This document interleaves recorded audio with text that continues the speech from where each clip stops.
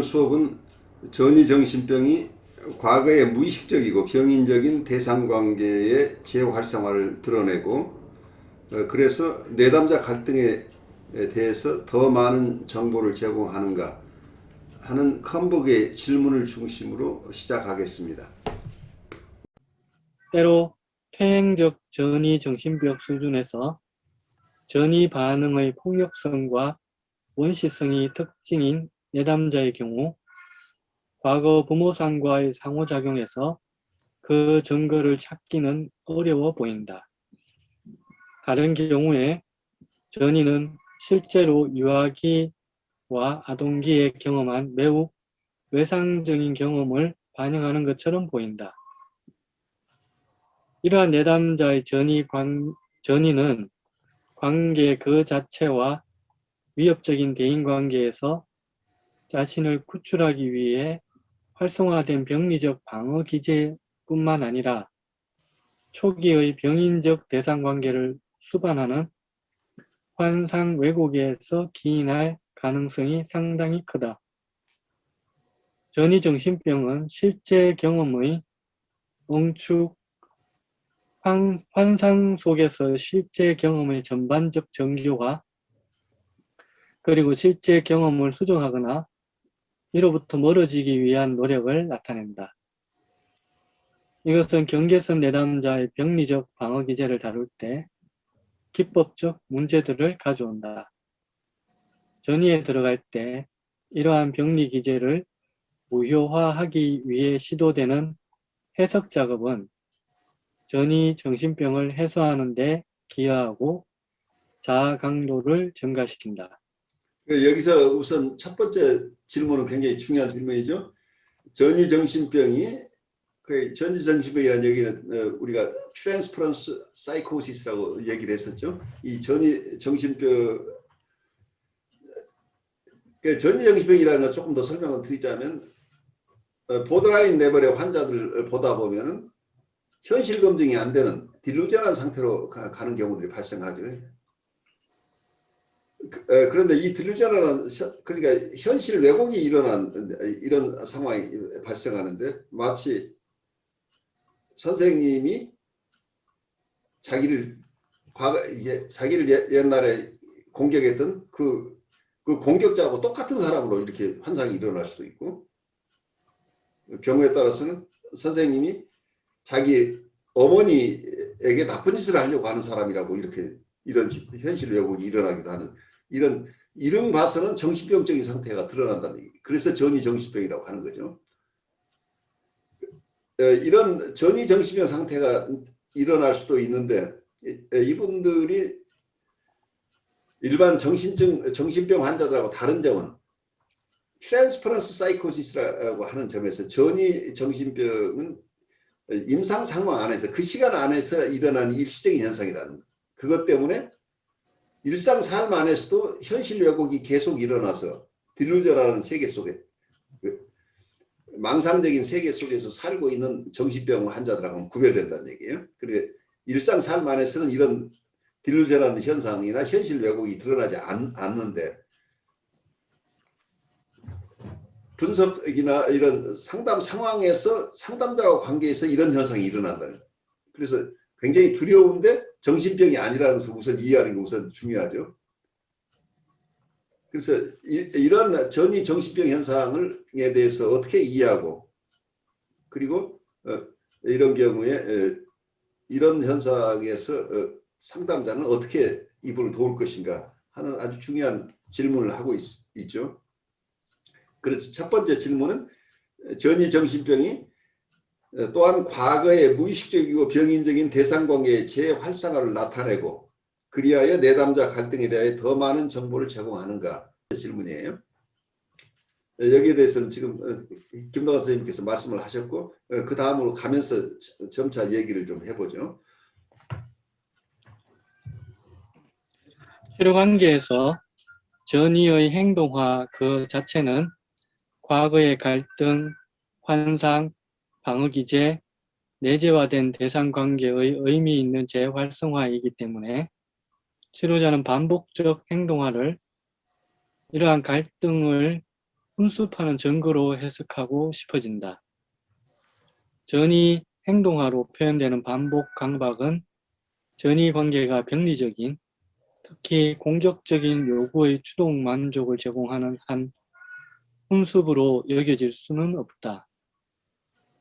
몇몇 경계선 내담자는 치료 외적 상호작용에서 가능한 것보다 전이를 통해 병리적 추동 욕구를 더 만족시킬 수 있다.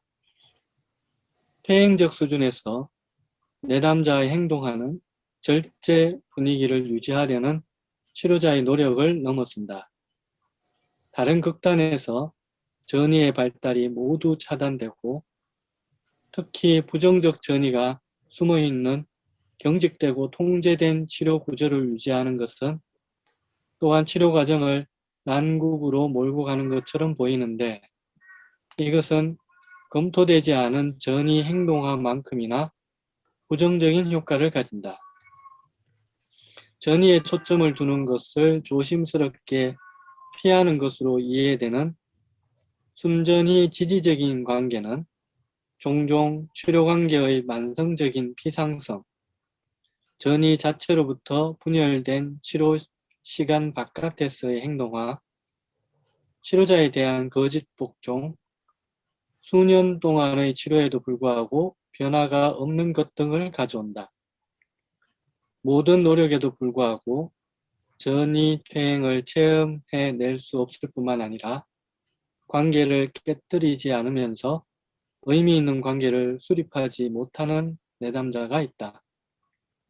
그럼에도 불구하고 정서적 피상성을 무효화하고 치료 내에서 진정한 정서적 관여를 할 때 전반적으로 심리 치료적 기회가 훨씬 더 낮다. 대가가 크고 과도한 전이 퇴행의 위험을 피하기는 어렵지만 치료 관계를 조심스럽고 일관적으로 구조화함으로써 많은 사례에서 해결할 수 없는 전이 역전이 관계의 발달을 막는 것이 가능하다. 여기서 좀 멈춰서 보시면은 우리가 이런 경계선적 인격 구조를 가지신 분을 만날 때 항상 우리에게 오는 도전이죠. 어떤 경우는 순전히 지지적인 치료 관계를 맺고 싶어하는 경우들이 꽤 많죠. 왜냐하면 이분들은 굉장히 공격적이고 험한 사람들이니까 그냥 이 사람 하다는 대로 그냥 지지해주고 이제 이렇게 하면 도움이 될 것. 그래서 코어적인 접근을 할 가능성들이 꽤 많죠. 실제적으로는. 그러면 이 사람이 이건 저는 가끔 이런 경우를 뇌물을 쓰는 거라고 그래요. 이 사람이 좀 무서워요. 무슨 행동을 할지 모르는데 공격성이 더 이상 드러나지 않도록 계속해서 내가 이것도 해주고 저것도 해주고. 미국에서는 보통 상담 시간은 정말 차를 마시거나 커피를 마시거나 일체 음료를 마시거나 이제 이런 행동은 안 하는 것이 일반화돼 있어요. 근데 한국만 해도 어쩌면 상담자하고 만나면서 차도 한잔 나누고 이렇게 자유스럽게 하는 게 조금 보편화돼 있는 것처럼 느껴요. 어때? 남선생님 실제 그렇게 하나요? 어떻게 하나요? 한국의 경우에 상담 중에 내담자들이 음료를 마시거나 하는 것은 자유스럽게 허용하나요? 그것도 금지시키나요?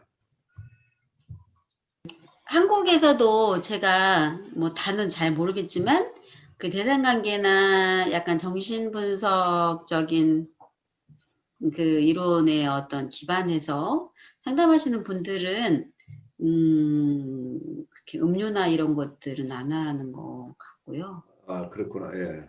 예. 그러니까 저도 실은 개인 상담을 받을 때 뭐 그런 거 없었던 것 같아요. 그냥 예, 그냥 가서 직접 상담자하고 이렇게 개인 상담하고 그랬던 경험들이 있고 이제 그런 게 대상관계나 이런 쪽 아니고 뭔가 조금 그 게슈탈트나 뭐 인지치료나 이런 쪽들은 조금 더 그 루즈하지 않나 싶기도 해요. 그리고 이런 기관에서는 학교나 이런 이제 공공기관에서는 뭐 의뢰의 뭐 그냥 간식은 기본적으로 들어가고요. 저도 이제 학교 상담을 이제 나가잖아요. 아이들 이제 만나는데 애들 청소년들이라서 그런지 모르겠지만 항상 의뢰이 이렇게 그 간식 접시는 항상 있고 차는 기본적으로 어떻게 보면은 학교 상담 선생님이 이제 아이들을 서비스한다는 그런 입장에서 그렇게 하는 것 같고 어떻게 보면 그 자체가 또 그 자체를 구조화해서 보면은 또 거기도 관찰할 게 있지 않을까요? 그러니까 전혀 없는 상태라면 또 그 없는 상태에서 뭔가 관찰할 게 나타나긴 하지만 또 늘 의뢰의 그 자체가 늘 일상적으로 똑같은 패턴으로 주어지는 조건이라면 그게 그렇게 치료에 방해가 된다고 그렇죠. 그게 보시기는 이제 거든요. 거의 일상적으로 문화적으로 수용되는 네네. 걸로 한다면 별 문제는 안 될 수도 있을 거예요. 어떤 면에서는 정신분석적인 치료라는 건 데프로베이션이에요. 그러니까 박탈에 의한 치료라고 보통 생각을 해요. 그러니까 아이들 내담자가 뭔가 만족이 되면 지금 뭔가 불편한 게 있으면 그걸 말로 해야 치료가 일어나는데 이런 것들이 다 만족시키는 환경에 가게 되면 어떤 분석적인 치료는 불가능하다고 보는 거예요. 그래서 근데 대상마다 달라요, 교수님. 그러니까 대상마다 뭔가 음료를 제공해도 실은 그 달가워하지 않는 애들도 있고. 다양하겠죠. 그것마다 저희가 상담자가 대상마다 조금 얘는 정말 교수님 말씀하셨듯이 이제 그 어떤 다 이제 만족을 주지 않고 적절한 좌절을 통해서 뭔가 이렇게 그 상담 세팅을 해 나가려고 하는 대상들이 한 이제 여러 케이스 중에 몇몇 케이스가 있거든요. 의미 있는. 네, 그렇죠. 상징적인 관계 대상들이 있는데 그런 대상들한테는 조금 구별되게 하기도 하는 것 같아요. 그것도 그러니까 선별해서 하는 게 굉장히 중요하기 때문에 복지적인 측면도 무시할 수 없어서 그쪽에 도움을 주지만 상담 세팅 안에서는 상담적인 측면을 유지하는 거가 또 필요할 수 있겠죠. 그래서 어쩌면 단순한 음료나 이제 이런 거 거의 이제 문화 수준으로 갈 수 있는 거 제외하고 상담 안에서 지지적인 거라면 이 사람이 통찰을 하겠다고 하는 것보다는 자기가 이러게 힘들었어요. 그럼 그건 지지만 해줘야지. 거기에 대해서 너는 이럴 때는 이렇게 하는 게 좋아 라고 인지적인 접근을 하거나 어떤 설명적이나 분석적인 접근을 하는 걸 이 사람들은 못 견뎌요. 그러니까 이 사람 듣기에 좋은 것만 계속 얘기하는 이런 지지적인 측면 그리고 방어를 이 사람 자기의 방어적이죠. 그러니까 이 방어를 잘할 수 있도록 오히려 방어를 강화하는 쪽으로만 계속 갈 수 있어요. 그럼 이 사람은 편안해지죠.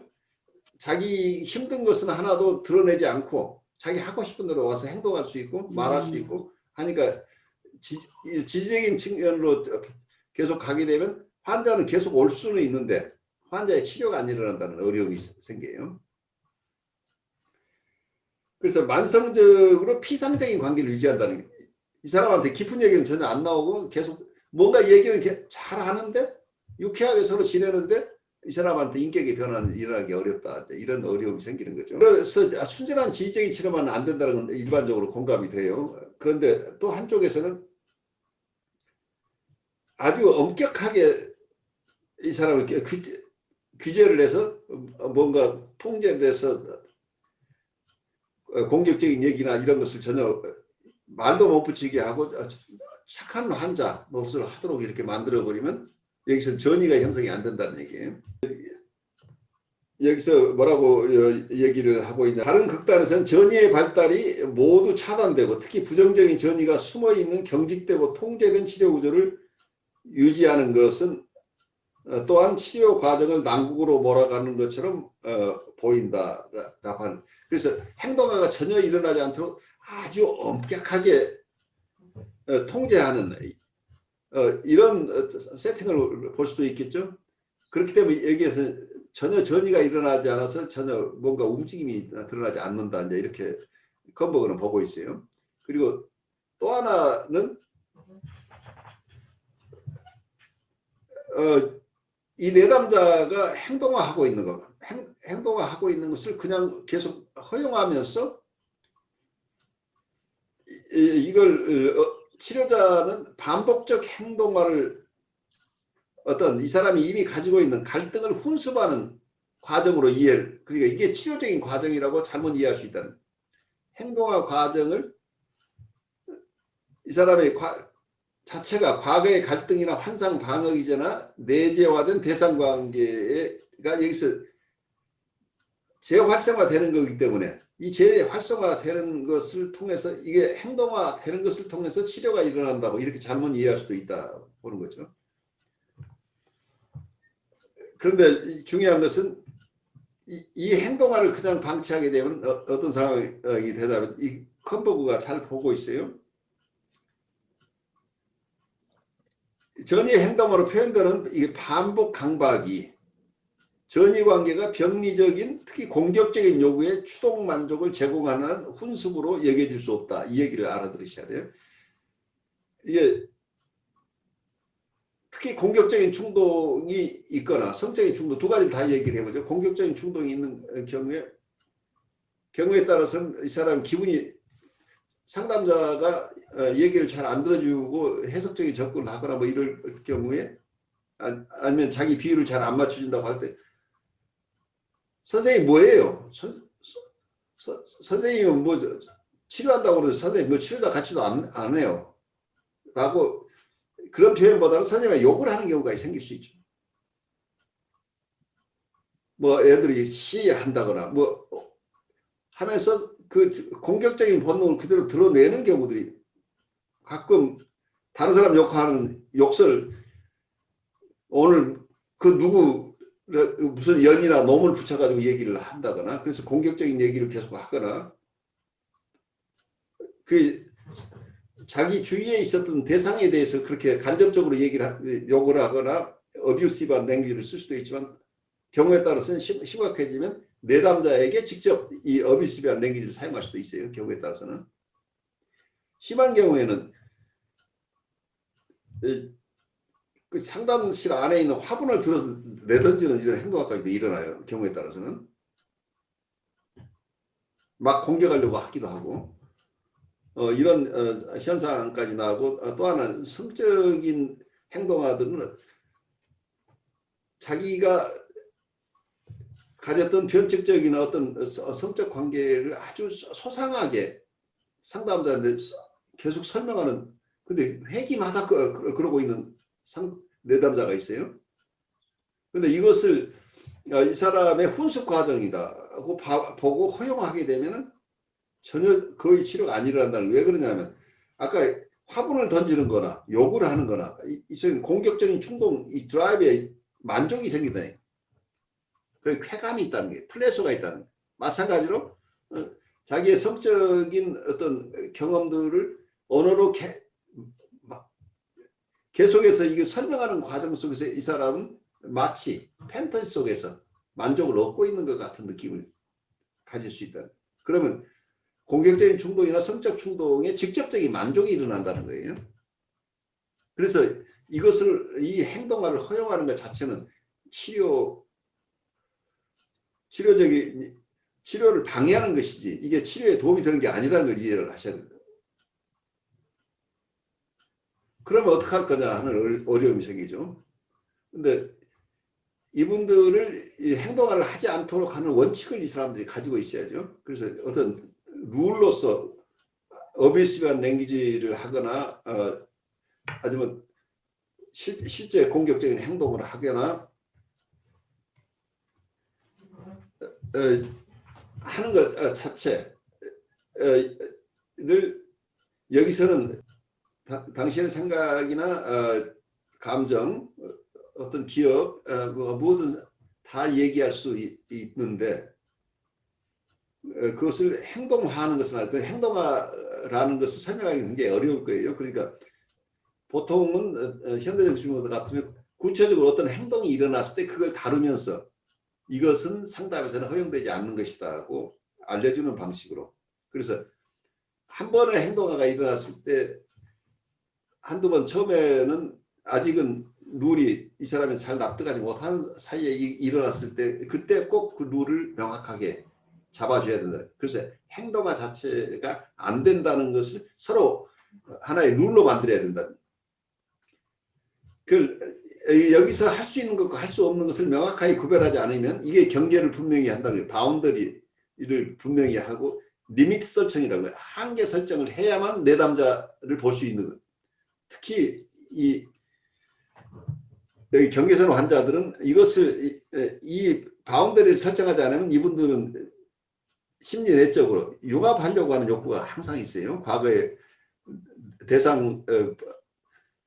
원대상 관계에서 분리 개발화 과정에서 아직 충분하게 준비되지 않은 상태에서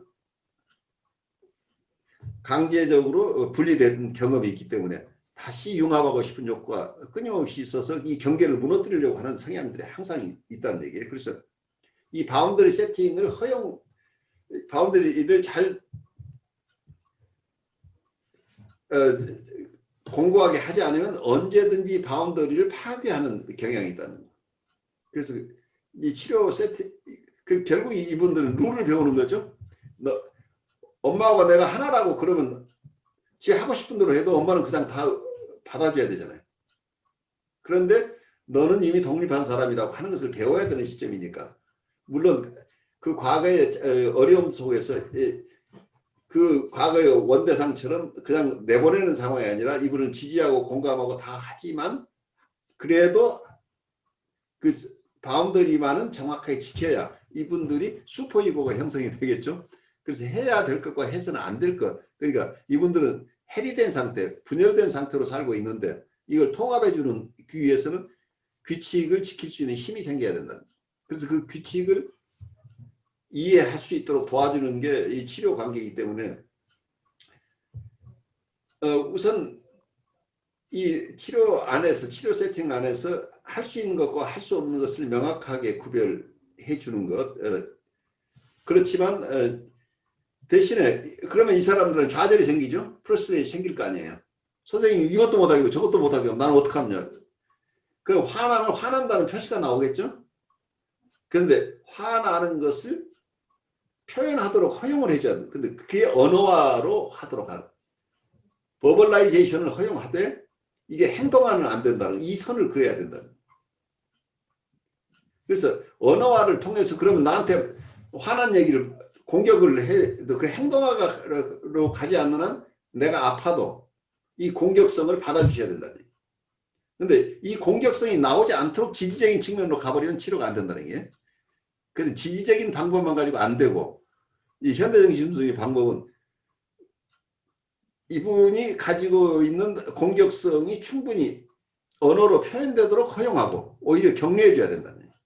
인커리지 하셔야 된다. 언어로 표현하는 한. 그런데 여러분들 잘 구별해야 되는 거예요. 언어와 행동화가 다르다는 것을 치료자가 명확하게 이해해야 된다는 거예요. 근데 언어로 한다고 그래서 그게 다 언어화가 아니라는 걸 이해하셔야 돼요. 이건 자기의 직접적인 만족을 얻는 언어화는 언어화가 아니라는 거예요. 언어는 상징으로서 사용돼야 된다.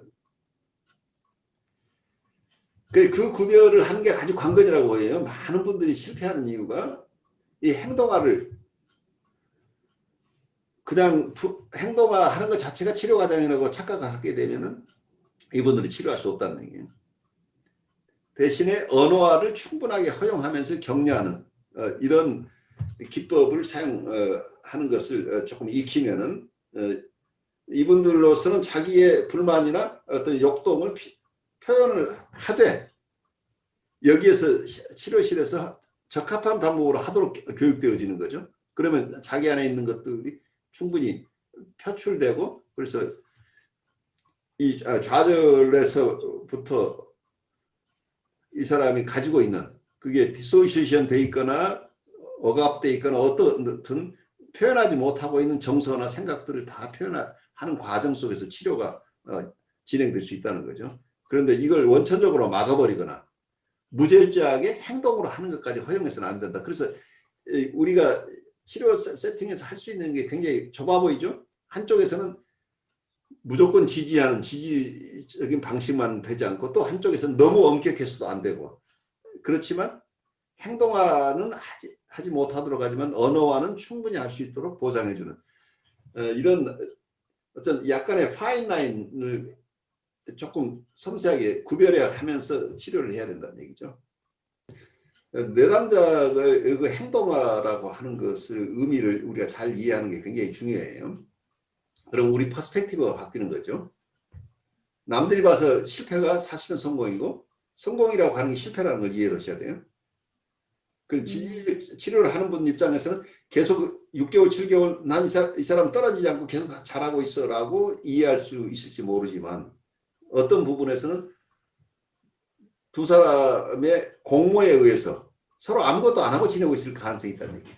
그런 점에서 기본적인 이 사람들의 역동 그리고 이분들의 그 방어 시스템 거기에 특히 이 행동화 문제는 아주 가장 중요한 것 같아요. 이 행동화 문제를 우리가 잘 이해하는 것. 이 행동화 문제는 어쩌면 대인관계에서도 마찬가지일 거예요. 어쩌면 여러분들이 가정에서도 마찬가지고 아이를 키우는 과정 속에서도 똑같이 적용될 가능성이 있죠. 그러니까 아까 어떤 아이가 와서 나한테 계속 행동하고 있는 것은 집안에서 행동화를 통해서만 커뮤니케이션이 됐던 아이라는 얘기예요. 맞아요. 그런 아이. 예. 그러니까 그 기법을 와서 계속 사용하고 사회에서도 계속 사용하는데 집안에서는 어느 정도 통할지 모르지만 사회에서는 용납이 안 되기 때문에 사회에서 그렇죠. 얘는 나보되는 거죠. 그런데 상담에 와서도 또 똑같은 방법으로 레피티션이 일어나는 거죠. 근데 그 레피티션에 우리가 동참해버리면 이 사람의 그런 패턴을 영속화시키는 거죠, 오히려. 그래서 행동화를 막는다는 건 사실은 굉장히 테크니컬리도 어렵고 상담자가 불편해요. 이 사람 하자는 대로 하면 그냥 말씀 없이 주어진 회기 잘할 수 있을 텐데 라는 것 때문에 우리도 안주하고 싶기 때문에 도전하고 싶지 않고 이제 그런데 사실은 이렇게 그 내담자 입장에서는 와서 정말 도움을 나중에 해고해 보면 누가 도움을 주었는가를 이해하는데 뒤에 가면 좀 이해가 되겠죠. 근데 그 과정 속에서는 서로 힘든 거예요. 그래서 바른 치료 관계에 들어간다는 게 만만치 않은 거죠. 내담자의 눈에 치료자가 얼마나 현실적인 사람인 것처럼 보일 필요가 있나. 몇몇 저자는 치료자가 현실적인 사람으로 보여 동일시와 초자내사의 대상으로 활용할 수 있도록 하는 것이 중요하다고 강조하였다. 힐은 우리는 심리치료에서 분석의 비지시적 영혼을 충분히 전달하는데 실패하였다라고 하였다.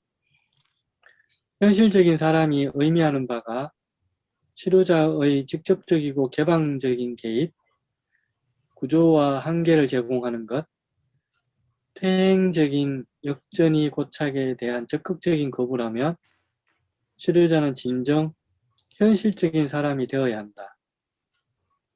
하지만 현실적인 사람이 의미하는 바가 경계선 내담자의 퇴행적 전이 반응이나 애정, 주의, 보호, 선물에 대한 내담자의 지나친 요구에 대해 객관적이고 전문적인 치료자 내담자 관계가 보장할 수 있는 것을 넘어서는 어떤 것을 주는 반응을 해야 한다는 것을 의미한다면 치료자는 그러한 현실적인 사람이 되는 것을 거부해야 한다.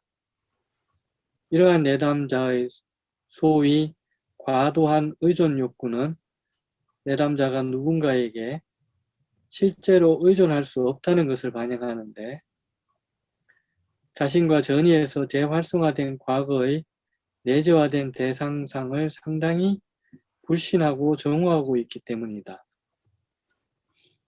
부정적 전이의 훈습, 내담자 자신의 불신과 정오에 직면하는 것, 그리고 치료자가 현실적으로 제공할 수 있는 것에 의존하는 능력을 불신과 정오가 어떻게 파괴하는지에 직면하는 것은 내담자 욕구를 더 많이 충족시킨다. 임상 경험에서 반복해서 증명된 것은 치료자가 특정한 한 개인으로서 자신의 생활, 가치, 관심, 내담자에 대한 정서를 공개하는 개입은 거의 도움이 안 된다는 것이다. 여기서 얘기하고 있는 것은 많은 경우에 내담자를 보면서 우리가 처음 상담 관계에서 이런 일들이 가끔 일어나는데 이 사람이 하는 경험이 너무나 내 경험하고 비슷해요. 그래서 이 사람은 계속 이거 어렵게 지금 하고 있는데 내가 경험했던 걸 조금 설명해주면 얘가 금방 거기서 빠져나올 것 같아서 내 얘기를 하고 싶어지는 경우도 있는데 대부분의 경우에 도움이 안 된다는 걸 여러분 이해해야 된다는 거예요. 셀프 디스클로저라는 게 정말 오래된 치료 진전이 있는 상황에서 확실하게 검증 이 정도면 이걸 소화할 대상이라고 할 때는 그게 도움이 될 수도 있지만 그래서 절대적으로 금지됐다고 얘기를 할 수도 없지만 대부분의 경우에서 자기 얘기를 하는 것은 내담자에게 도움이 안 된다고 이해하시면 좋겠어요. 그리고 또 하나 아까 얘기 나오는 의존 욕구. 내담자들이 특히 경계성 내담자의 경우에는 뭐든 자기 하고 싶은 대로 하려고 하는 것 자체가 의존 욕구라는 거죠. 그 디펜던스를 더 강화해 버리는 거죠. 그러니까 어쩌면 디펜던시가 있다고 하는 것은 이제 거꾸로 얘기를 하면 말러 얘기대로 우리가 좀 생각을 해보면 분리 개발 과정에서 아이가 제적금기에 조금 분리를 했다가 다시 돌아와서 엄마한테 좀 의존하고 싶은데 이 엄마가 너 어제도 잘 나가 놀았잖아. 너 친구들하고 잘 노는데 왜 왔어? 엄마 지금 바빠. 나가 다시 놀아. 하고 해서 재접근을 허용하지 않는 경우에 아이는 아직은 바깥 세상도 두렵고 엄마가 더 그리워서 왔는데 그래서 아직 젖떨어질 때가 아니란 얘기야. 아직 충분하게 독립될 때가 아닌데 너무 빨리 여기서 엄마가 차단해버린 경우가 발생했다. 이렇게 쉽게 얘기를 해볼 수 있는데 그래서 이 아이 입장에서는 뭐예요? 이런 분리 개발을 해본 적이 있기 때문에 현실 검증 능력을 있어요. 엄마하고 자기가 다르다는 것도 웬만큼 알아요. 그런데 엄마가 좋기도 하고 나쁘기도 한데 이 정서가 왔다 갔다 하는 거죠. 엄마가 좀 받아줬으면 좋겠는데 엄마가 그리워서 왔는데 엄마는 또 나를 내쳐버리는 거죠. 그래서 대상에 대해서도 좋은 대상과 나쁜 대상이 이게 통합을 제대로 못 해내고 있고 그리고 자기 스스로에 대해서도 자기 상 자체도 충분하게 통합이 안 되는 이런 어려움을 겪고 있는 대부분의 경계성 내담자의 경우에는 결국 어때요? 충분하게 의존할 대상이 없었다는 얘기가 되잖아. 결국은 이 사람이 내적 대상 속에서는 정말 의존하고 싶은데 의존을 받아주지 않았던 엄마가 있잖아요. 충분하게. 그래서 이 사람들은 끊임없이 아까 엄마에게 되돌아오는 거예요. 의존 욕구를 그냥 드러내죠. 그래서 상담이 똑같죠.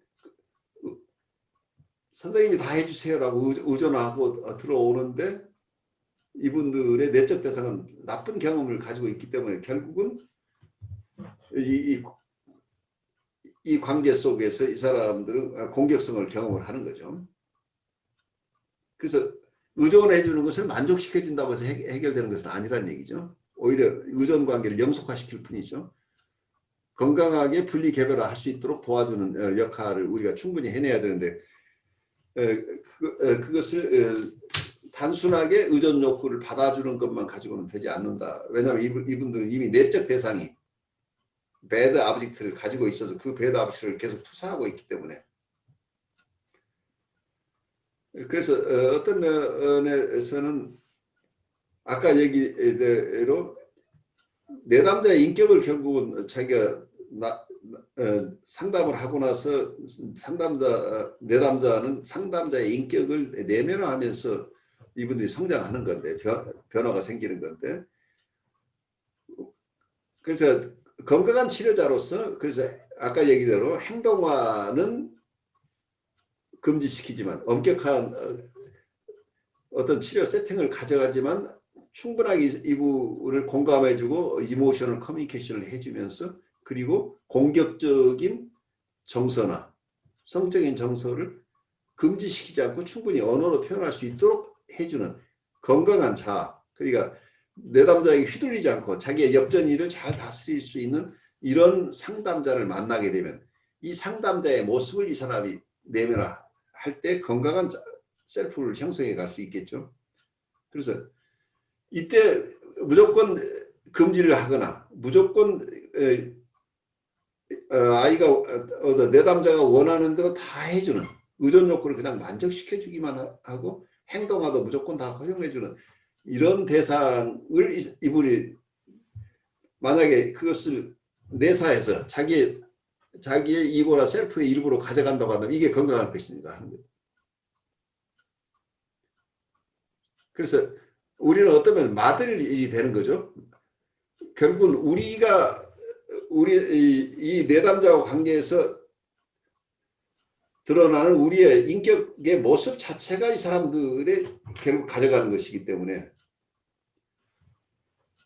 우리가 얼마나 평정을 유지하면서 이 내담자를 버리지 않고 그리고 내담자를 도와주는 이 관계를 지속할 힘이 있느냐가 이 사람들이 가져가는 대상상, 결국은 이 대상상을 이상화하면서 자기 것으로 내면화해야 되니까 이 사람의 인격을 형성해가는 과정 속에서 우리가 얼마나 적극적인 영향을 미칠 수 있느냐로 연결되겠죠. 상당히 부정적이고 잠재적인 전이 성향이 치료에 방해가 되고 치료 세팅 밖에서 행동화될 때 내담자가 자신을 치료자와 동일시할 수도 있다는 가정은 상당히 우문시된다.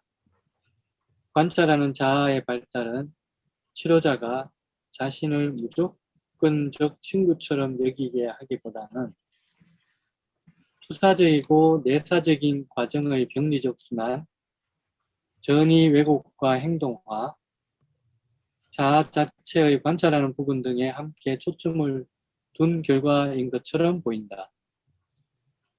이러한 맥락에서 엑스테인과 월스테인이 경계선 아동에게서 관찰한 것은 어른에게도 해당된다. 이러한 치료 관계의 유지는 종종 퇴행 내에서 해석을 통해 가능하고 그리하여 모방적인 외양을 덧붙이기보다는 동일시 과정이라는 새로운 발달의 기초가 보인다.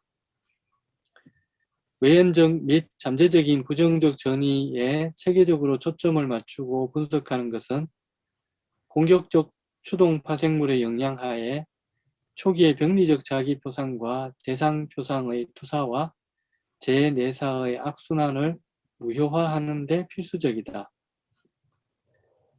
전이 행동화의 차단과 자아의 관찰 기능에 직접적으로 초점을 두는 것과 함께 이러한 체계적 분석은 치료에서 변화와 성장에 대한 기본 조건을 나타낸다.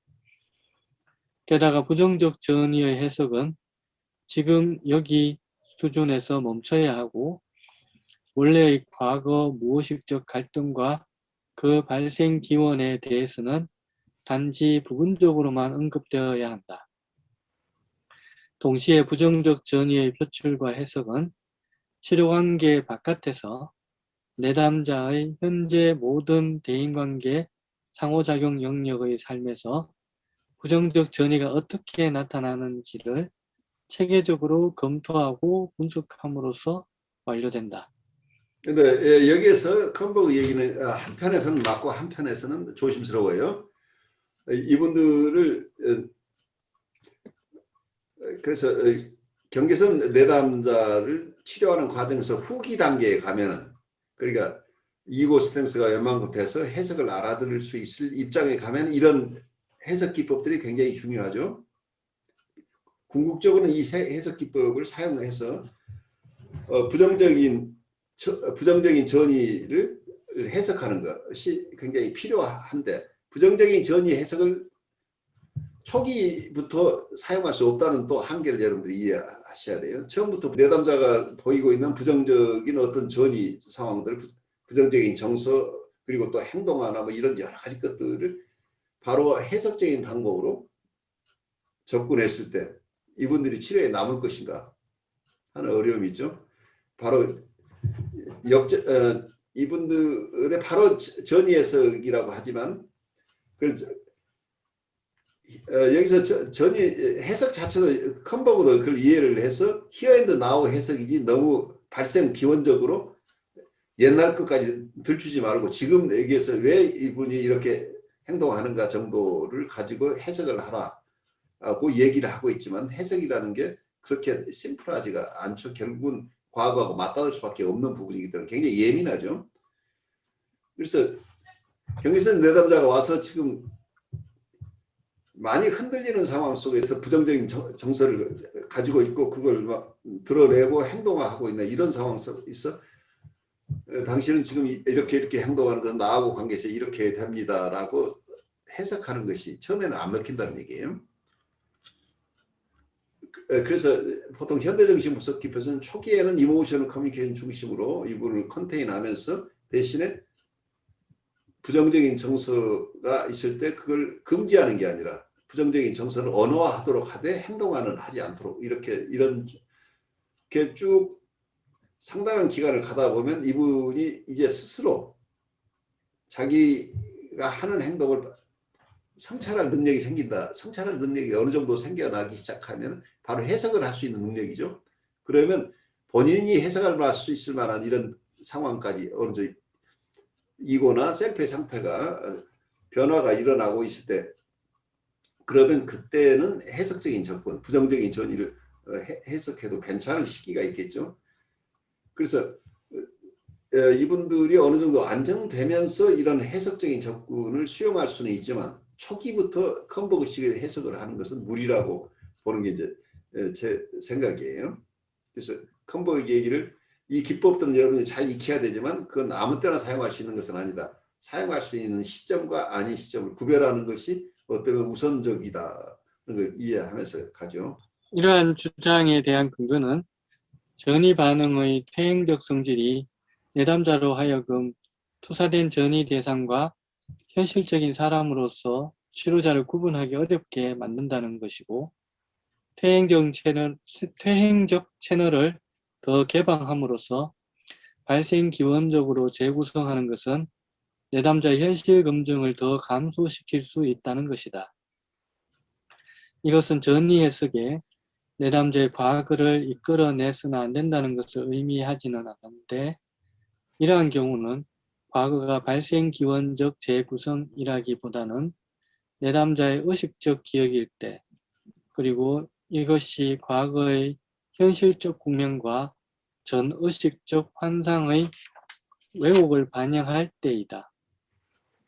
때로 내담자가 현재의 치료자를 잘못 지각하는 것과 관련된 과거 경험을 다루는 것은 내담자에게 전이와 현실을 구분하게 도울 수 있다. 해석을 통해 치료의 바깥에서 광범위한 내담자의 상호작용 영역과 의식적 과거를 통합함으로써 부정적 전이를 2차적으로 비켜가는 것은 내담자의 현실 검증을 촉진시키고 본질적으로 표현적 심리치료 접근 내에서 상당한 지지를 가져다 준다. 경계선 내담자의 통찰에 대한 의문이 논의될 수 있다. 불행하게도 몇몇 경계선 내담자에게서 처음에는 심층적인 마음 수준이고 무의식적 역동에 대한 통찰인 것처럼 보이는 것이 실제로는 자아 구조의 일반적 퇴행의 일부로서 이미 쉽게 이용 가능한 1차 과정 기능의 표현이라는 것이 종종 발견된다. 노력 없이 일어나는 통찰, 내담자의 심리 내적 평형에 어떠한 변화도 수반되지 않고 무엇보다도 자신의 행동이나 경험의 병리적 측면에 대한 관심이 수반되지 않은 통찰은 의문시되는 통찰이다. 메닝거 재단의 심리치료 연구 프로젝트의 발견은 통찰의 개념을 제한할 것을 장려하는데 특히 경계선 내담자에 적용될 때 그러하다. 진정한 통찰은 자신의 심리적 경험의 깊은 원천에 대한 지적이고 정서적인 이해의 조합이며 그러한 경험의 병리적 측면을 변화시키려는 관심과 노력이 수반된다. 긍정적 및 부정적 전이의 구분은 좀 더 자세한 검토가 필요하다. 전이를 긍정적 혹은 부정적인 것으로 분류하는 것은 상당한 과잉 단순화이다. 전이는 대개 양가적이고 무엇이 긍정적이고 부정적인지 그리고 무엇이 리비도적으로 파생되었고 공격적으로 파생되었는지를 말하기 어려운 다양한 국면이 있다. 경계선 내담자는 전이의 부정적 측면과 긍정적 측면을 해리시키는 경향이 있고 외견상 순전히 긍정적이거나 순전히 부정적인 전이를 생성하는 경향이 있다. 이러한 경우에 분열 기제 작동의 한 예인 인위적 분리를 무효화하는 것이 중요하다. 부정적 전이의 일관적 분습에 대한 강조가 전이 반응의 긍정적 측면의 무시를 의미하는 것으로 이해하는 것은 잘못된 것이다. 이와 반대로 부정적 전이뿐만 아니라 긍정적인 전이에 대한 강조는 공격적 추동 파생물의 영향 하에서 왜곡된 자기상과 대상상을 감소시키는데 그리고 자신의 절대적 나쁨에 대한 두려움을 감소시키는 데 필수적이다. 그러므로 전이의 긍정적 측면은 부정적 전이 측면의 표출과 함께 부각되어야 한다. 공격적, 리비도적 추동의 발생 기원적 함의를 해석하지 않고 부정적 전이 측면뿐만 아니라 지금 여기에서의 긍정적 측면을 다루는 것은 중요하다. 동시에 내담자에게 가용한 긍정적 전이 성향의 좋은 부분은 이후 치료동맹 발달의 기초로서 그리고 관찰하는 자아의 궁극적 성장에 대한 기초로서 적절히 통제된 표현으로 남아 있어야 한다. 여기서 나오는 얘기가 하여튼 결국은 왜곡된 자기상과 대상상이라는 얘기가 나오죠. 그 결국은 여기서 우리 첫 시간에 공부를 했는데 이걸 원형으로 볼 것인지 과거의 경험 속에서 형성된 어떤 이미지나 표상일지 무엇이건 우리는 이 표상이나 이미지에 의해서 굉장히 큰 영향을 받는다는 걸 이해를 할 수 있겠죠. 그건 어디에서 왔는가는 학자마다 다르겠지만 우리 안에 생기는 표상에 의해서 영향을 받는다는 거죠. 우리의 표상인데 가장 중요한 게 자기의 표상과 대상 표상 이 두 가지가 다 자기의 표상도 굉장히 여러 개를 가질 수도 있어요. 그러니까 여러분들 정신분석 책 읽을 때 어떤 특히 대상관계나 이런 책 읽을 때 처음에는 굉장히 내가 경험할 때 어려웠던 것은 어떨 때는 셀프 이미지, 셀프 레프레젠테이션 그리고 대상 레프레젠테이션, 대상 이미지 이런 얘기를 할 때 대상이라는 말 자체도 어떨 때는 내적 대상을 얘기하기도 하고 외적 대상을 실제 대상을 얘기하기도 하고 그래서 이게 왔다 갔다 해요. 그래서 이 글을 읽다가 이게 외부 대상을 얘기하는 건지 실제 마음속의 내적 대상인지 이걸 식별하는 것이 시간이 많이 걸린다. 또 하나는 자기라고 얘기하는 것 자체가 통합되어 있지 않으니까 자기가 경험하는 자기가 좋은 자기일 수도 있고 나쁜 자기일 수도 있죠. 자기가 수용할 수 있는 좋은 아까 얘기 속에 제가 좀 멈췄는데 제가 제일 어려웠던 것 중에 하나는 셀프라고 했을 때 셀프 레프레젠테이션 어떤 글을 읽으면 셀프 레프레젠테이션 and object representations라고 표현하는 저자가 있어요. 그러면 이 사람 얘기처럼 셀프 레프레젠테이션은 하나라고 보는 거죠. 그리고 대상은 여러 대상이 있으니까 대상상은 여러 있으니까 대상 표상은 복수로 표현하고 셀프 레프레젠테이션 자기 표상은 하나라고 이렇게 이해하는 저자도 있는데 또 어떤 저자는 셀프 레프레젠테이션스라고 표현하는 분도 있어요. 그러면 이분이 표현할 때는 자기 표상 자체도 여러 개가 있다는 걸 전제로 글을 쓰고 있는 분이에요. 그런데 처음에 이런 어떤 대상 표상 이론이나 내적 대상 관계에 대해서 잘 익숙하지 않은 측면에서 처음 이 글을 읽을 때 그때마다 잘 이해하기 따라가기 굉장히 힘든 것들이에요. 그래서 자기의 셀프 표상 우리가 얼핏 생각하면 셀프는 나는 한 사람이니까 표상이 하나일 거라고 생각을 하죠. 그런데 하나로 통합된 사람도 있는데 하나로 통합되지 않고 자기한테 나쁜 자기, 좋은 자기가 각각 별개의 인격처럼 느껴지는 사람도 있을 수 있겠죠. 그리고 단순히 두 개가 아니라 그 상태에 따라서 각각 다른 체험을 했던 내 셀프가 있다고 한다면 여러 개의 셀프가, 그러니까 해리된 어떤 경험이 있다고 한다면 해리된 경험을 했었을 때 가졌던 셀프, 그 경험했던 셀프, 그리고 그때 경험했던 어떤 대상, 그 다음 해리된 상황에 있을 때 경험했던 자기의 상과 대상의 상이 각각 다를 수 있다는 거죠.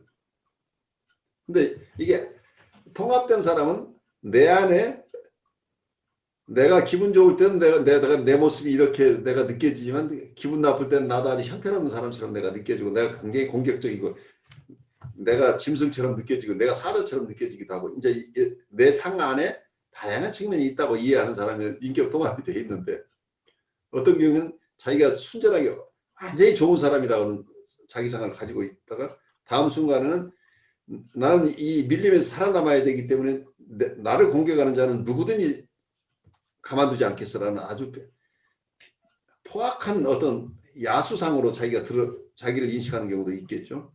근데 이런 각각 상반되는 관계 자기의 셀프 이미지나 셀프 레프레젠테이션 자체를 통합하는 능력이 없이 그때그때 오늘은 이 상, 다음에는 그 상이라고 움직인다고 한다면 밖에 있는 대상도 내가 누군지 알 수가 없는 거죠. 저 사람이 사자인지 사슴인지 알 수가 없다는, 어떨 때는 사슴의 모습으로 어떨 때는 사자의 모습으로 드러나는. 그러니까 사슴일 때 외부 대상을 만났을 때 그 외부 대상들은 다 착한 사람으로 보일 가능성이 있는데 내가 사자일 때 사람들을 보면 쟤를 또 나를 공격하는 대상이라고 해서 공격하는 많은 사람들 이미지를 가질 가능성들이 있죠. 그래서 대상상도 쪼개져 있고 자기상도 쪼개져 있다. 이런 것을 우리가 이해를 해야죠.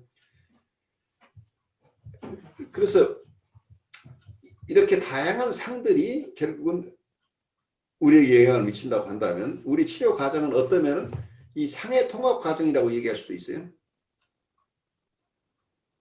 그래서 표상의 통합 과정이라고 얘기를 한다면 멜라니 클라인이 얘기하는 부분 대상 얘기죠. 패러데이 스키조이드 포지션에서는 각각 부분 대상을 경험을 하는데 디프레시브 포지션 우울적 자리에 가면 좋은 대상과 나쁜 대상이 하나라는 것을 이해한다는 거죠. 그 대상관계 이론 쪽에서 얘기하는데 자아라는 측면에서도 셀프라는 측면에서 본다면 셀프 자체도 통합되어 있지 않은 여러 셀프가 있다고 한다면 그 셀프를 하나의 인격으로 통합해내는 작업이 또 어쩌면 우리의 성장 과정이라고 얘기를 할 수 있겠죠. 어쩌면 우리의 상담 과정, 치료 과정이라고 얘기할 수 있겠죠. 그래서 여러 개 분열되어 있는 셀프를 하나의 셀프로 통합하고 대상들도 대상은 여러 개 있지만 그 한 대상의 여러 측면을 여러 개의 대상으로 부분 대상으로 쪼개는 것은 금지시키면서 한 대상 안에 여러 측면이라고 하는 것. 대상은 수적으로는 많지만 동일한 대상을 부분 대상으로 쪼개는 일은 거기서부터는 빠져나와야 된다는 얘기죠. 그러니까 부분 대상으로 쪼개본다는 얘기는 우리가 아까 얘기대로 대상을 대상으로 바라볼 수 있는 힘이 없다는 얘기예요. 그러니까 우리의 투사에 의해서 본다는 것. 왜 투사가 되느냐면 우리의 부분 대상이 좋은 대상과 나쁜 대상이 우리한테 있다면 어느 순간에는 좋은 대상만 투사해요. 그럼 저 사람은 좋기도 하고 나쁘기도 한 사람인데 이 사람은 내가 보고 싶은 대로 보고 있는 거죠. 그래서 실제 대상을 파악할 수 없다는 거예요. 자기적 상태라고 하는 것은 자기중심이기 때문에 자기가 가지고 있는 상을 상대방이 투사해서 외부를 파악하기 때문에 외부 대상을 있는 그대로 파악할 수 없다는. 그래서 우리가 건강하다고 하는 것은 대상을 있는 그대로 볼 수 있다고 한다면 이 사람은 진리에 도달한 사람이에요. 그건 깨친 사람이라는 얘기예요. 근데 우리는 거의 대부분 쪼개진 부분 대상을 투사해서 사람을 보고 있다는. 그래서 어떤 면에서는 우리의 대상 통합 과정은 결국 나의 인격 통합 과정이다. 이렇게 우리가 정리해 보시면 어떨까 싶어요. 그래서 우리가 여기 경계선 내담자의 치료 과정을 공부하는 것은 어쩌면 우리 인격 전체를 공부하는 것으로 저는 느껴요. 왜냐하면 여기서 아주 심한 분은 정신적 상태에 가기 때문에 그 정신적 상태에 관한 이론 가지고 인간을 다 이해하기 굉장히 힘들어요. 근데 보드라인 환자들은 뉴라틱한 환자들이 퇴행하면 생길 수 있는 여러 현상들까지 이 보드라인 환자들에서 우리가 만나기 때문에 보드라인 환자들의 보드라인 환자들이 겪는 여러 것들을 우리가 공부한다면 우리 사람들이 보드라인 수준에서 조금 발달한 사람들이 느끼는 정서, 또 한쪽이 아예 발달이 안 돼서 신경질 상태에 있는 사람들이 느끼는 상황까지 전체를 우리가 아우러서 이해할 수 있기 때문에 어쩌면 우리가 계속하고 있는 이 경계선 인격 내담자에 대한 공부는 모든 인격을 이해하는 아주 기반이 되지 않느냐 싶어요. 그래서 어떤 분들은 좀 안타깝게 생각하는 게 프로이드가 정신분석을 사이카트가 보드라인 환자처럼 이렇게 심한 환자층을 중심으로 처음 이론을 발달시켰으면 좀 더 폭넓게 정신분석이 초기에 발달하지 않았을까 하는 생각을 해요. 왜냐하면 프로이드는 뉴라틱한 환자에게 적합한 정신분석을 만들어냈기 때문에 그 전체 심리적으로 도움을 필요로 한 분의 극히 일부만을 대상으로 하는 이론을 만들었고 그 이론을 가지고 계속해서 다른 쪽 사람들에게 변화해서 도우려고 하니까 오히려 더 어렵지 않느냐 하는 생각을 하는 거죠. 오늘 아주 중요한 또 챕터를 했는데 우리 김동환 선생님부터 우리 오늘 소감을 잠깐 나누죠. 네, 전이 역전이에 대해서 이제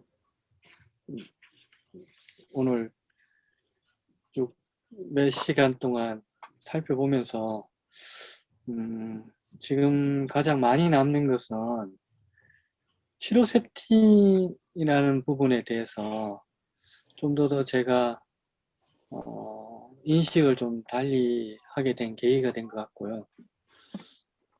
그걸 좀 생각을 해보니 또 상담에서 또 그런 마인드로 좀 요즘 보려고 하니까 제가 좀 더 편한 게 있어요.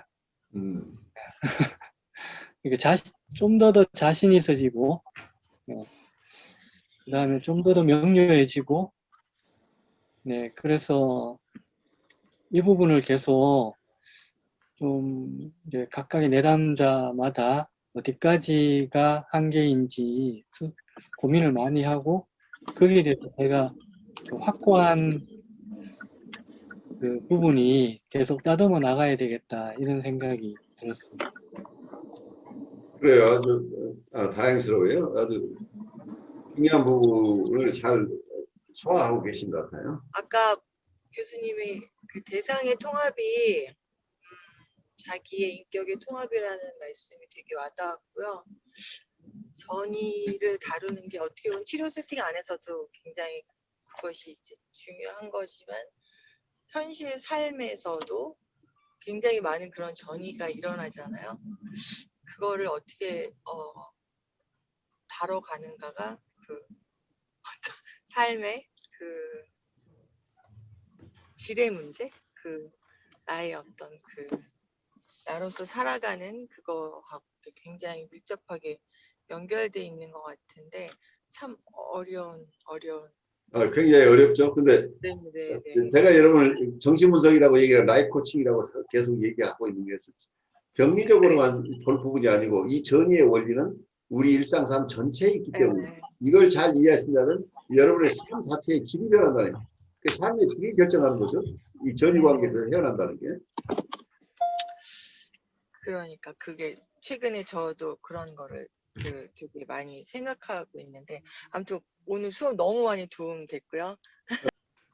저는 오늘 잠깐 선생님 읽으시는 거 보면서 현실적인 사람 이런 부분에서 굉장히 많이 이제 때로는 순간적으로 어떤 상담이나 어떤 이런 부분들을 하다 보면 그 내담자나 클라이언트로부터 오는 많은 어떤 현실적인 부분들을 또 영향을 받고 또 그 전이를 느껴가지고 또 저 자신도 복잡하게 될 때도 굉장히 많은데 혼란스러울 때가 있는데 그럴 때 보면 순간 놓치는 게 뭐냐면 그 내담자가 던져주는 어떤 그런 그런 것들이 뭔가 거기에 꼭 반응을 해줘야 된다는 어떤 때로는 압박감을 받을 때도 있는 것 같거든요. 그러다 보니까 굉장히 뭔가 그렇지 만약에 그거를 해주지 않으면 아까 우리 그 남 선생님께서도 말씀하셨듯이 우리 뭐 내담자가 상담을 받지 않겠다 오지 않겠다라고 거부했던 것들은 지금 생각해 보니까 뭔가 그 내담자 입장에서 요구했던 그 반응들이 원활하게 요구가 되어진 것 받아들여지지 않을 때 욕구가 그랬을 때 이제 그걸 거부하고 또 아주 그런 반응이 나오는 것 같은데 어쩌면 또 많이 또 착각하고 헷갈릴 수 있는 부분이 현실적인 부분에서 굉장히 또 입장에서 서려고 하는 그런 부분들이 좀 많은 것 같습니다. 그래서 뭔가 꼭 뭔가를 지원을 해야 되고 뭔가를 이걸 해결을 해야 되고 뭔가를 들어줘야 뭔가 꼭 이런 어떤 압박감들이 그런 전위적인 상황 속에서 계속해서 요동치는 어떤 그런 경우를 또 많이 경험하거든요. 이분들의 가장 강렬한 무기 중에 하나가 투사적 동의시라는 거예요. 원시적인 방어이기 때문에 투사적 동의시가 사용되면 우리가 내 마음이 내 마음이 아니에요. 저 사람이 심어놓은 마음이 나한테서 움직이고 있어. 그러니까 이질적인 요소가 내 마음에 들어와서 나를 계속 흔들고 있는 거란 얘기예요. 그래서 그걸 이해를 하셔야 돼요. 이게 내 게 아니고 저 사람 거라는 걸 이해를 해요. 그랬을 때 이제 어떤 재미님이 도저히 이제 어떤 그 내담자가 뭔가 동일시를 이제 하려고 하는 것들이 보면 모든 사물에서 자기가 가지고 있는 뭔가를 것들이 있으면 그것까지마저도 이 치료자와 본인 자신 등을 동일화 시켜버리는 것들을 경험을 했거든요. 심지어는 그때 이제 제가 책상 위에 제 아이폰을 딱 올려놨는데 자기가 똑같은 모델이니까 이 모델을 가지고 저와 그를 동일화 시켜버리더라고요. 같은 어떤 공유하는 어떤 정신적이라든지 어떤 마음이 있다 이래 가지고 이야기를 하더라고요. 그랬을 때 그런 부분을 보면서 이게 어떻게 보면 굉장히 어떤 그 가지고 있는 내담자가 가지고 있는 어떤 의존적인 욕구라든지 동일화시키려고 하는 거라든지 그걸 통해서 보상받으려고 하는 그런 것들이 자칫하면 굉장히 그 강한 어떤 그런 에너지에 의해 가지고 저도 그걸 무심코 그냥 모르고 넘어가고 거기에 계속해서 요동치는 걸 수밖에 없는 것 같더라고요. 네, 그때 그 내담자는 우리가 그 마음의 상태는 나르시스틱 트랜스퍼런스라고 얘기하는 거예요. 자기애적 전이가 일어나. 자기애적 전이가 아주 프리헤드폰 환자, 심한 환자들은 자기애적 전이를 경험해야 돼요. 그래서 치료를 잘하고 계시는 거라요. 상담을 잘하고 있어서 이분이 나하고 충분하게 동의시를 해야 돼요. 그래서 융합하고 싶은 욕구예요. 그러니까 상담자 입장에서 융합을 내 마음도 똑같이 융합을 하라는 게 아니고 이분이 충분히 융합할 수 있도록 도와줘야 됩니다. 그래서 내가 정서적으로 이 사람과 같이 있어주고 어떤 면에서는 우리가 조이닝하고 미러잉 한다고 하는 게 이 사람의 마음 상태를 내가 같이 공유해 줌으로써 이분이 과거의 원대상 자기를 충분히 이해해 줬어야 될 그 대상에서 갖고 있었던 내에서 가지고 있는 원망을 내가 받아줘야 된다는 얘기죠.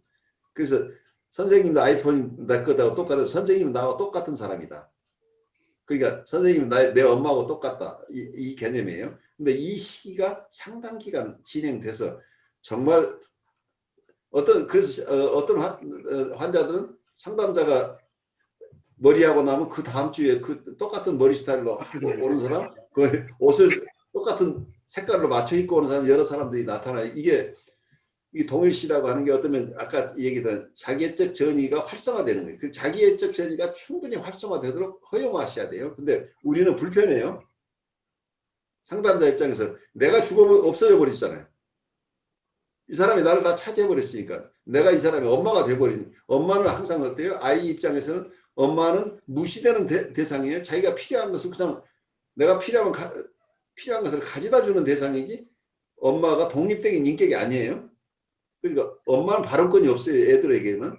엄마는 내가 시키는 대로 해야지. 왜 엄마가 이래라 저래라. 엄마는 그냥 내 말을 들어주는 대상이라. 그런 역동이 이 속에 일어나기 때문에 굉장히 불편한 정서인데 사실은 이분들은 그 정서를 충분히 만끽하고 그래서 이제 충분히 젖을 먹었다. 충분히 정서적으로 만족했다고 하는 시점이 어느 정도 가면은 그때부터 스스로 분리 개별화가 일어나.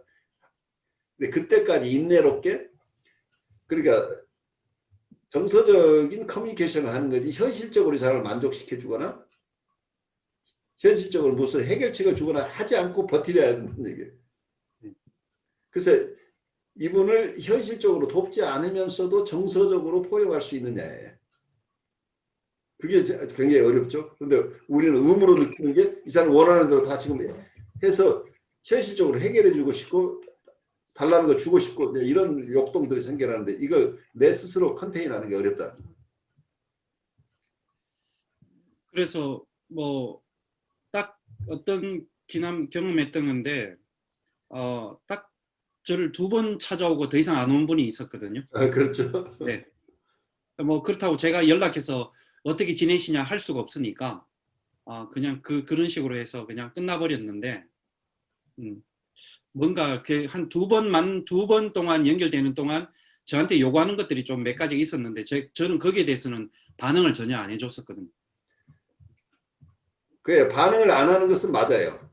근데 반응을 안 하는 대신에 정서적으로 이분이 그 얘기를 잘 충분히 할 수 있도록 팬터시건 무엇건 그 얘기를 할 수 있도록 허용하는 것이 더 강화를 하셔야 되는 거죠. 근데 뭐 이 사람이 요구하는 거 그건 원래 안 되는 거야. 그러니까 아까 얘기한 세팅을 너무 강화하는 측면만 가버리면 이런 현상이 내가 할 수 있는 거 없으는데 내 기준은 이건 안 되는 거야 하면 그냥 안 들어주면 된다가 아니라 이 사람이 왜 그렇게 이걸 요구하는지 그 안타까운 심정을 얘기하도록 허용해 줘야 돼.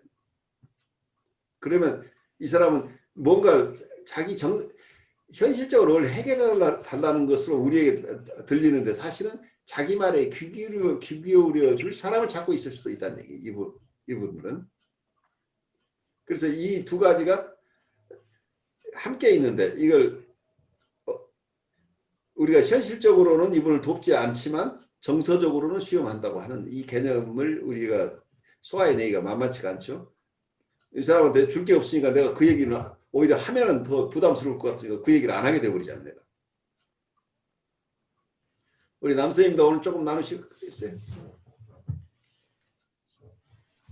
그 컨버그도 오늘 뭐라고 그럴까 실수한 그런 부분들을 경험했겠죠. 그럼요. 그러니까 여기서 하면 되지 않는다라는 것을 경험하고 깨닫고 책을 썼겠죠. 수없이 많은 실패를 한 경험으로 쓴 거예요.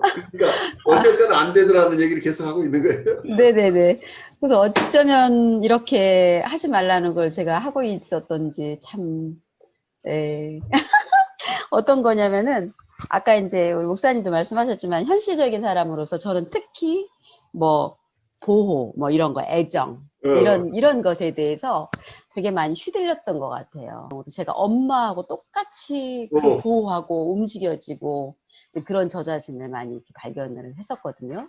그러니까 객관적인 어떤 관찰자 입장이나 그 상담 세팅 안에서 움직여지는 역동을 제3의 눈으로 바라보기보다는 이제 투사적 동일시에 의해서 이제 똑같이 어떤 그렇게 움직여지는 것들을 이렇게 보면서 이런 면에서의 현실적인 사람이라면 이건 안 되겠구나라는 생각을 하게 됐고 또 하나는 임상 경험에서 반복해서 증명된 것은 치료자가 특정한 한 개인으로서 자신의 생활 가치, 관심, 내담자에 대한 정서를 공개하는 개입은 거의 도움이 안 된다. 그래서 참 이것도 케이스가 막 떠오르는데 어쩌면 여기에서 하지 말라는 걸 제가 다 하고 있었는지 그래서 그러나 컨버그 그 대가인 컨버그도 이렇게 실패 경험을 통해서 이렇게 썼다고 생각하니까 한편 위로도 되고 그래요. 배우는 많은 시간이었습니다.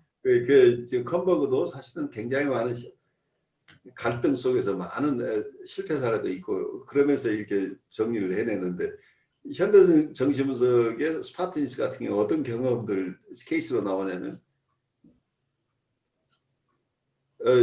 환자가 무슨 얘기를 하니까 너 가만두지 않겠다고 내가 너 일어나서 네 머리를 부셔버리겠다고 공격적으로 나오는 이런 케이스가 나와요. 실제로 어떤 잿더리를 던지는 케이스도 나오고 그 속에서 살아남는 방법을 연구를 한 게 이 사람들 자극하면 안 된다. 실제 생사를 넘나드는 과정을 겪은 사람들이 얘기해요. 그러니까 현대정신에서 얘기하는 게 단순한 게 아니 사이카틱한 사람이나 보더라인 환자를 보면서 우리가 옴니포턴트한 생각으로 막 해석적으로 접근하고 당신은 이렇게 하면 될 수 있다고 막 설명하다가는 맞아 죽을 가능성이 있다는 걸 이해를 하라는 얘기예요. 근데 이게 교과서를 써놓으니까 굉장히 나이스하게 표현을 했는데 사실은 네 생명이 위험하다는 얘기를 하고 있다는 얘기예요.